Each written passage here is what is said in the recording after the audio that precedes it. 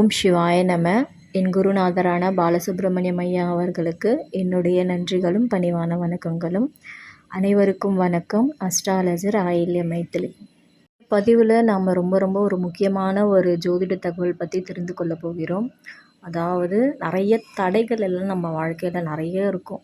நம்ம வாழ்க்கையை நல்லது நடக்குதோ இல்லையோ, ஆனால் நிறைய தடைகள் தான் உண்டாகிட்டு இருக்கும். அப்படிப்பட்ட அந்த தடைகள் எல்லாமே விலகணும்னா நாம் என்ன செய்யலாம்? ஜோதிட ரீதியாக இந்த பதிவை நம்ம பார்ப்போம். சில விஷயங்களை நாம் மாற்றி செய்யும் பொழுது அந்த தடைகள் எல்லாமே விலகி நமக்கு ஒரு நல்ல ஒரு வழி மார்க்கம் பிறக்கும்.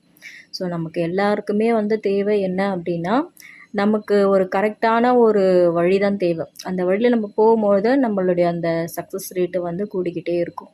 ஸோ இப்போ நாம் பார்க்க போகிற டாபிக் என்ன அப்படின்னா கரணம். ஸோ உங்களுடைய கர்ணநாதனை நீங்கள் எந்த அளவுக்கு ஆக்டிவேட் பண்ணுறீங்களோ அந்த அளவுக்கு உங்களுடைய வெற்றியின் அளவு கூடிக்கொண்டே செல்லும். இது நிறைய அனுபவத்தில் நடக்கக்கூடிய விஷயங்கள். ஸோ நிறைய பேர் எல்லாம் பேச்சு வார்த்தையில் நம்ம கேட்டிருப்போம், கரணம் தப்பினால் மரணம் அப்படின்னு சொல்லி நிறைய பேர் சொல்லிட்டு நம்ம கேட்டிருப்போம். இந்த கரணம்னா என்ன அப்படின்றது நிறைய பேருக்கு புரிதல் இல்லாமல் இருக்கும். கரணம் தப்பினால் மரணம் சொல்கிறாங்க. ஸோ அப்படி அந்த கரணம்னா என்ன அப்படின்னா, நம்ம உடலில் இயங்கக்கூடிய காற்றோட்டம். நம்ம உடலில் இயங்கக்கூடிய காற்றோட்டத்தோட பேர் தான் கரணம்.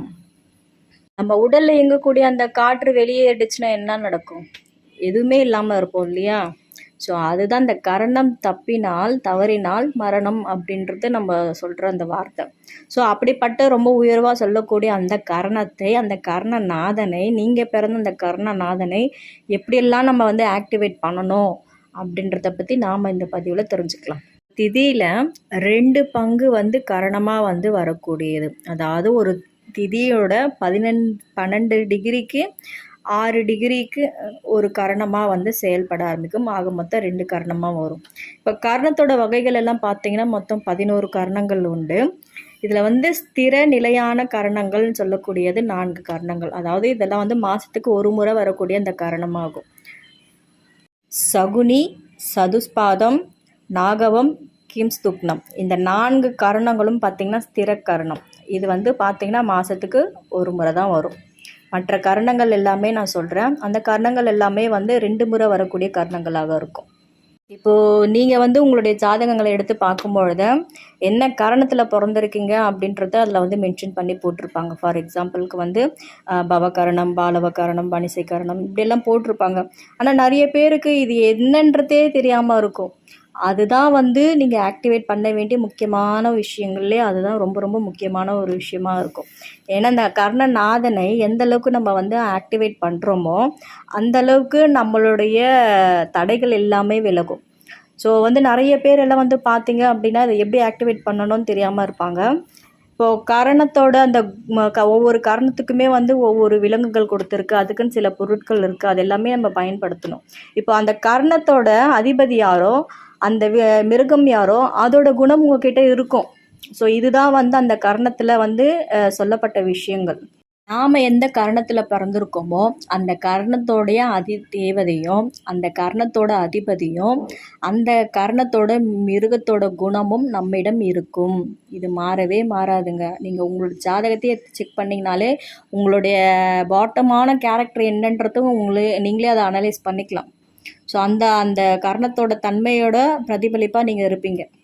கரணத்தில் இப்போ நான் சொன்ன பார்த்தீங்களா, இதில் பார்த்தீங்கன்னா 5 கரணங்கள் ஒரு முழுமையான சுபத்தன்மையோடு கொண்ட ஒரு கரணமாக இருக்கும். அதாவது பவம், பாலவம், கௌலவம், தைத்துளம், கரசை.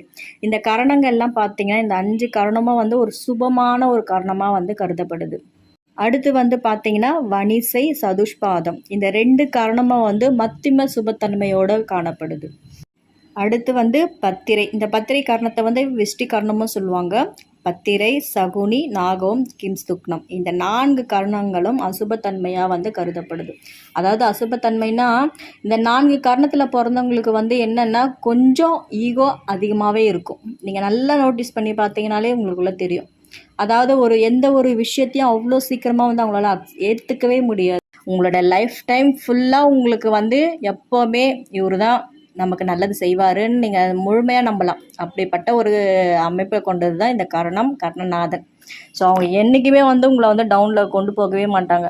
நீங்கள் ரொம்ப ஒரு இக்கட்டான ஒரு சூழ்நிலையில் இருக்கிறீங்கன்னா உங்கள் கர்ணநாதனை ஆக்டிவேட் செய்யுங்க. அந்த கர்ணநாதனை எந்த அளவுக்கு நீங்கள் ஆக்டிவேட் பண்ணுறீங்களோ அந்த அளவுக்கு உங்களுக்கு நிறைய சக்ஸஸ்க்கு உங்கள் வாழ்க்கையில் நீங்கள் தொடர்ந்து பார்க்கவே முடியும். ஸோ இதை பற்றின தகவல் எல்லாமே அடுத்த பதிவில் நம்ம பார்ப்போம்.